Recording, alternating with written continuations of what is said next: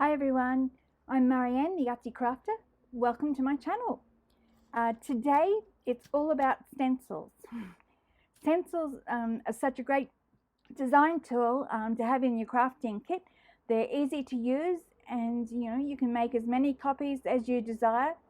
And there's also a wide range of ways that you can use them to decorate your journals. There's so many designs available on the market. The downside that I can see is that they can be quite expensive to buy. I mean, let's face it, once you buy one, you're hooked and you're wanting to buy more. And the more you buy, the more you want. The other problem that I see is that you can't always find the pattern you really want. So I thought, why not make your own? And that's what we're going to do today. Here is just my little collection of stencils. I've only got fairly small stencils. I think these ones are the biggest ones I've got in my stash, and my stencils tend to be predominantly leaves or some crazy design sort of things. So these, and I try to buy some online, but I can never find the ones that I really want. So that was another reason to work out how to make my own, and I wanted to come up with a simple idea. I didn't want to be using a craft knife to be cutting around some of these edges, because it would be almost impossible to get curves and all this intricate design. So I've come up with an idea. I don't know whether someone's done it before, but this is going to show you when I put all this out of the way. This is my way. And I had to have some backing paper so you could actually see. I'll show you a sample of the ones that I have made. These are just ones I've just made recently. These are some leaves. I did have some leaves, but they were quite small and I wanted to make larger ones, and I want them gum leaves, so I made my own gum leaves. I absolutely love gum leaves. These are some butterflies. I love the butterfly stencils that you find, but I wanted something a little bit different, so I made those. And then the third one that I made is, because this month I'm using poppies in my journal, I decided to make a poppy design. So the way I got these, this one I just freehand drew these freehand. These here I just found some images of flowers and the butterflies off the internet, and I just drew them out, and then I printed them out first on paper, and then I used some tracing paper, and I had some here. Oh, here we go. Some tracing paper that I traced them out with, and these aren't the designs, but and then I was able to use the tracing paper to make up my own designs. I could play around with it, just like I showed you when I was making those journal cards the other day, with copying some flowers from the internet, and then tracing on the design over the designs, and then moving them around to make a design that I like. So that's what I do with those. So those, what I created with those is some examples here of how they turned out. I mean, they're not perfect, but I think they're pretty. These are just plain black ink ones. These ones I played around with different coloured coffee dye and some, I can't remember, mahogany, I think that is. And then I used, when the stamp, I sprayed those on, and then I just turned the stamp over and did an impression on there, the negative impression on this side, and got this beautiful effect, which is, I think it's very pretty. And this I did again as well, another piece of paper, got that design.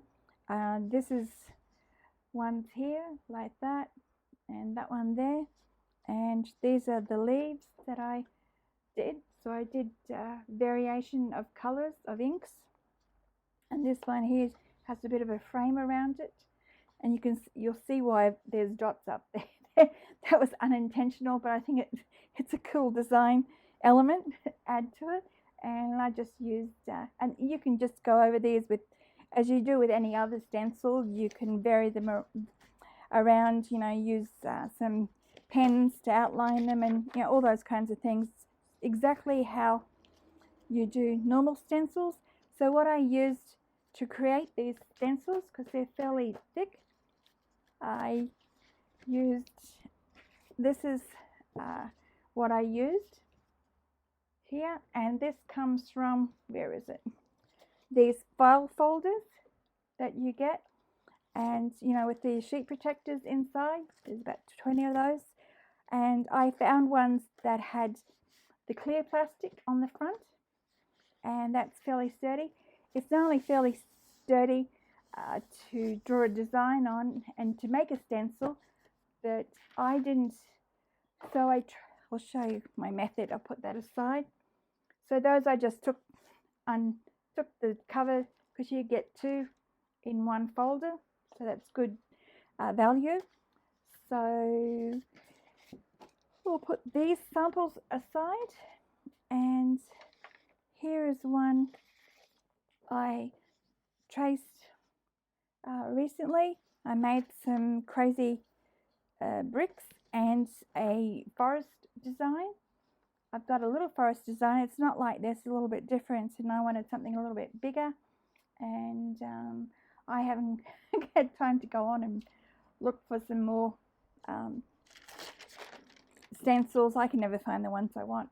So this is how I trace my design on here first, so I can play around with the design, and then I did this here, and then how I do this is I put your plastic on top, get this out of the way, on top of the design.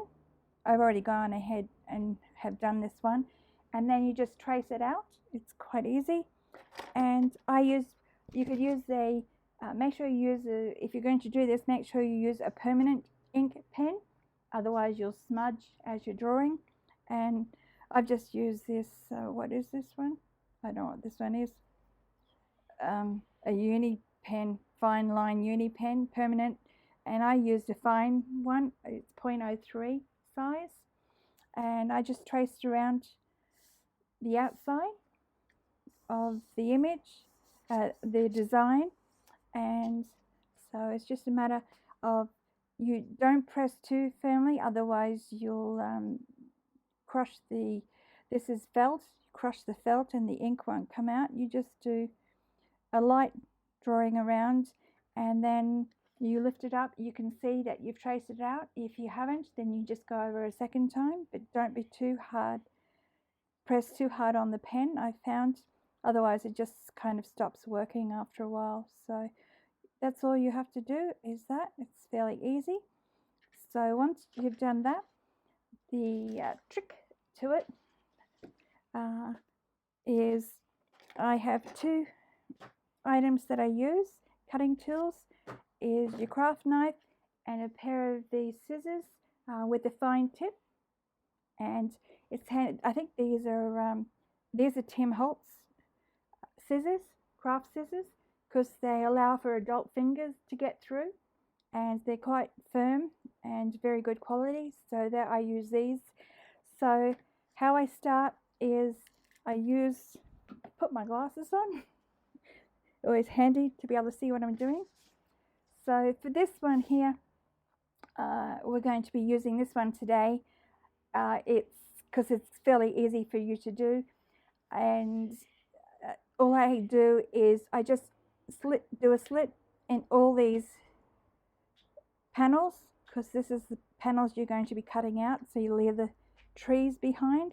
So I just go along and cut them all out like so, and then I take my scissors and I just slide it in there, and I go over towards the outer line, and then I just cut around the line, on the line. You either want to cut on the line or inside the line, and then you turn the plastic. You don't turn the scissors, you turn the plastic around to trace that out. It's a bit like when you're cutting out, doing fussy cutting. You turn the fussy image you're cutting around, and you kind of leave your scissors stationary and just cut as you're turning. So that's how, and you'll see you'll get a fairly, got something better to show you. I've got nothing coloured to show you the background, how it worked out. Oh, here's a piece of paper. You might be able to see that you get a fairly even cut. So that's how I do that. And then for smaller tracing, I sometimes, if it's very narrow or small, like I showed you in, what design was it? In here, taking the paper away. In here you can see the outline of the butterfly. So that's quite awkward if you cut in the center. So I tend to hold my hand on the, rest my arm on the table or the desk, and I put my craft knife along one edge, and I just cut along that edge as long, far enough so that you can actually slip the scissors in. And this one will make those two stencils, so I haven't cut it out. So when you want to make these stencils, so you cut, make sure you leave a border around the outside, and I'm going to cut that in half so I don't have the bulk of this in my way when I'm trying to cut this stencil out. So I want you to craft along with me and make these stencils. So as an incentive, I decided to, this sheet here, to offer this to you as a free download. And so if you want to go grab that, I'll leave a link in the description box below. So you can go ahead and go and grab yourself a copy of this double stencil, and then you can come back and, because once I cut this out, not the bricks, just the forest, I'm going to show you what we're going to decorate a page using that stencil, and show you how to use it. And so you go ahead and do all that. I'll cut all this out, and I'll come back and show you how it looks at the end. There, I've got my stencil cut out. You can see I tend to stay, you can see that, stay just inside the line, because I get a little bit trigger happy sometimes and cut too much. So that's it. So yeah, I hope you've gone off and got your free copy of the template, and you're going to try this yourself, because I've got something exciting that we're going to do with this in a moment. Before that, I hope you can't hear that. Sorry, if you can hear that noise in the background. No, it's not my husband, it's my dog asking me to let him out. And no, he doesn't talk human. He talks sign language. No, just kidding. I know when he wants to go out, because he sits at the door and he huffs at me, and he gets louder and louder if I don't let him out. So you'll be just a moment, and I'll let him out so he doesn't keep huffing at me. There you go. There you go. Good boy.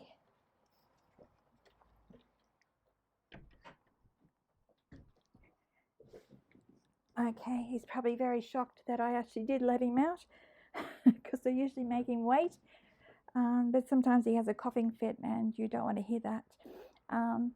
So just before we go on, if you were wondering, if I can find that image now, of those little, what have I done with it?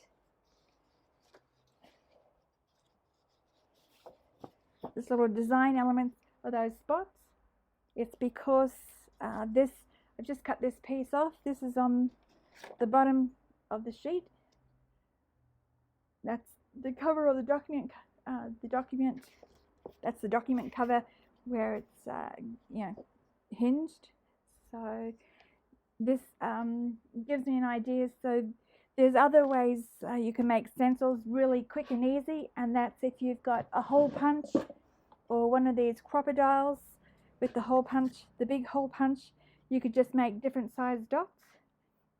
You know, it's quite easy to punch through, like so. And you get a nice spot, and I won't be able to grab my stencil that I had of the multi dots, but I'm sure you get the idea of what I mean. This kind of thing, you can get that kind of pattern just by having different sizes of holes. So that's just another quick and easy way to get a stencil, and I'm sure you can come up with other options, but this is an easy way using this.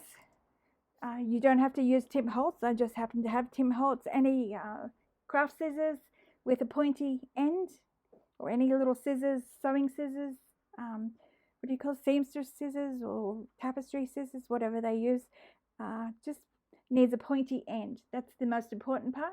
So if you go on the lookout for that. And as I said, this is just to make a slit big enough to slide these scissors through, and it is pretty simple, and you can get some really intricate designs. You couldn't get some really small fussy designs if I could find one. I mean, I wouldn't want to try and do something like it's all stuck together like this. You could do a big design, but I think that's a little bit too challenging. You know, you can definitely do things like this with this method. So and I mean, a tree design is possible, and these crazy paving designs, all kinds of things that you can do, make flowers, leaves. So the possibilities are, I wouldn't say endless, but they're you know, they're up to your imagination. Come up with your own original ideas. So we've done all that. So the next step is I'm going to make show you how I use this stencil. So I've got a little project that I'm going to do, and I'm going to use this paper, yes, as a thank you to reaching 100,000 subscribers in the last video, entitled my first 1,000 subscribers giveaway. These were the 3 little giveaways, digital giveaways that I gave you, and I explained that you can increase if you copy this to a Word document, because that's the only way I do it. I don't just copy it straight from the file. I usually copy it and paste it into a Word document or a Pages document if you use Apple, and then it's a high quality image, so you can blow it up to the full copy paper size. I'll leave a link to that, those images in the description box below. They'll be available for this video. I don't know how long they will stay available. I haven't decided on that yet, but anyway, for the near future, for this video and for the next week, it'll be there available for you to download. And then I'm going to trace this design, place this on here, the top edge I want on here, and I'll just move it over, and because I want this border here, I'm just going to use the black ink.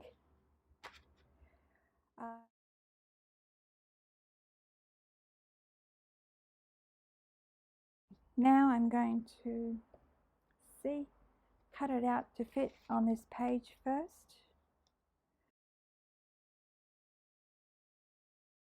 So that's going to go on there. I'm going to be cutting some of these out, but I'm not going to cut them. I'm just going to tear them out so that you can see the background, and I don't want that as a background, so I just got this. I went ahead and I couldn't find a background that I liked, so I went ahead and painted these leaves. I wanted it to look like a forest scene, so I want these leaves, because there's no leaves on the tree, so I wanted these leaves to show through. And so I'm going to tear in certain places, and I've got my little template here that I had set up so I know where I'm going to be doing that. So I need to, it's reminding me that I need to ink the back in certain areas, so that when I do tear, as you can see, I'm going to be tearing and inking these here, these edges. So it kind of simulates bark. So it's this one here. So I better get my ink back out and just to protect it a little bit, I will try and mark which ones. So it's this one here. So it's around this area here and above, and it's this one here, I think. So it's around here, so I'll ink all that area anyway. So it's black.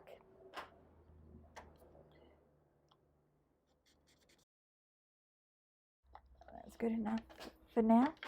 Okay, so this is going to be, so I'm going to get my craft knife, and as I said, I'm going to beg your pardon, I'm just going to cut down the middle, this one, and this one, and this one.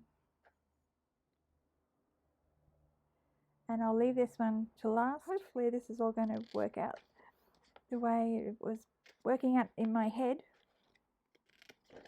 So I'm just going to cut towards all the little corners of these three. So that's one reason why I didn't cut this out, because it's going to be different. I'm not going to do that. So I didn't want to go make a mistake and do that as well. Not that it really made any difference, because I'm going to cut the whole panel out anyway, but yeah, it just keeps it out of the way so I don't have to think about it for the moment. And then I'm just going to cut off some excess.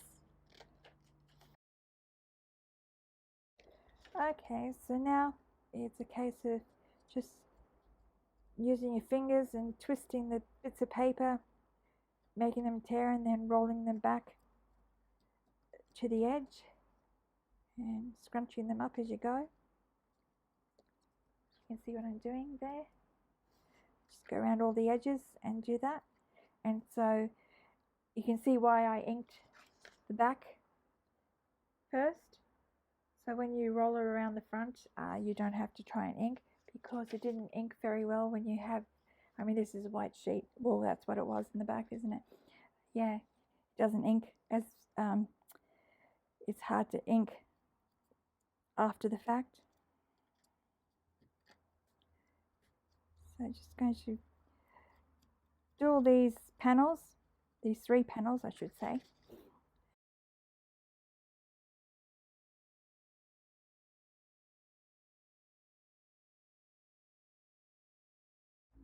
Okay, I've grunged them, cut them out and folded them back, made them look as grungy as possible.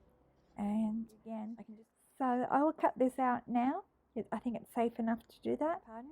I'm going to put a sheet of paper over that to reinforce it. I've just got a piece here and cut out, and just want to reinforce that backing.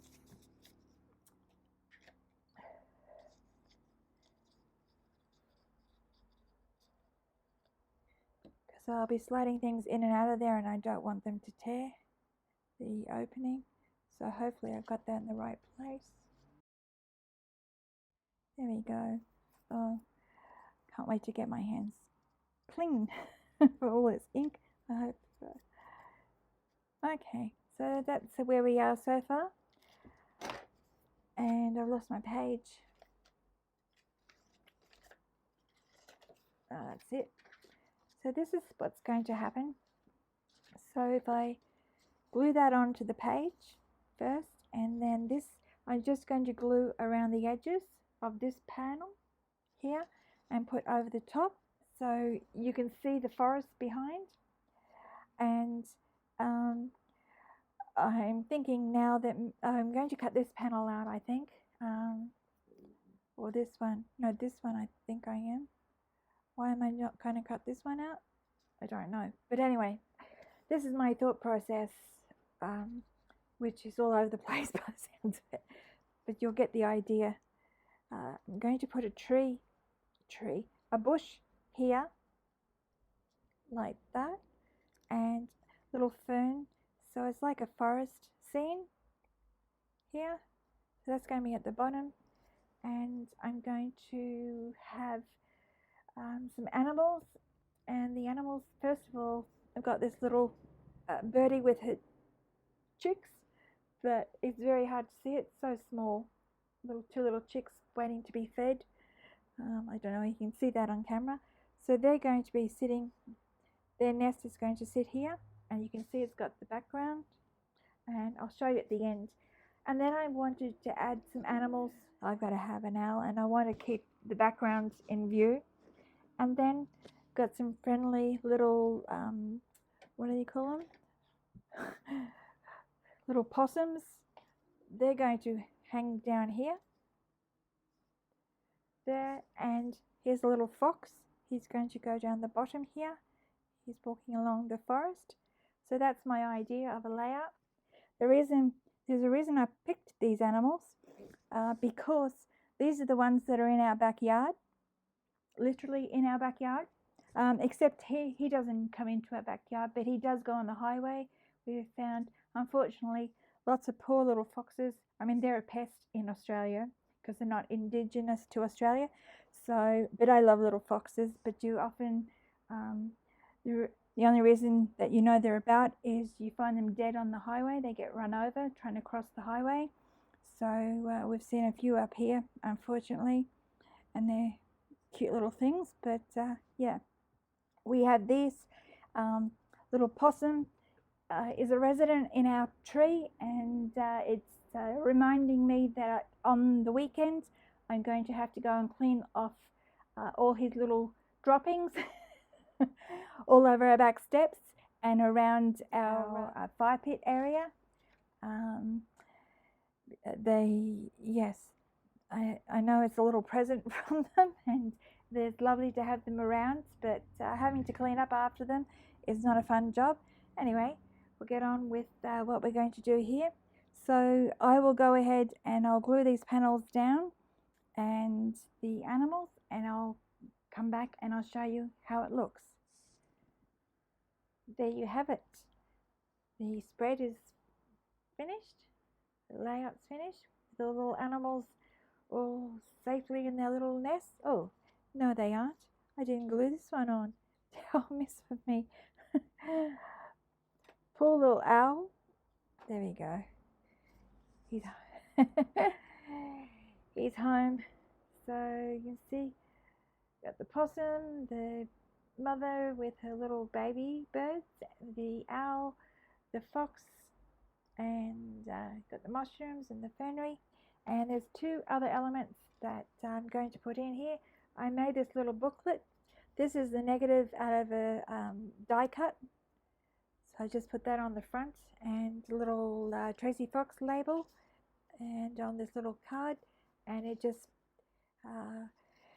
folds out to be a journal space on the back and the front.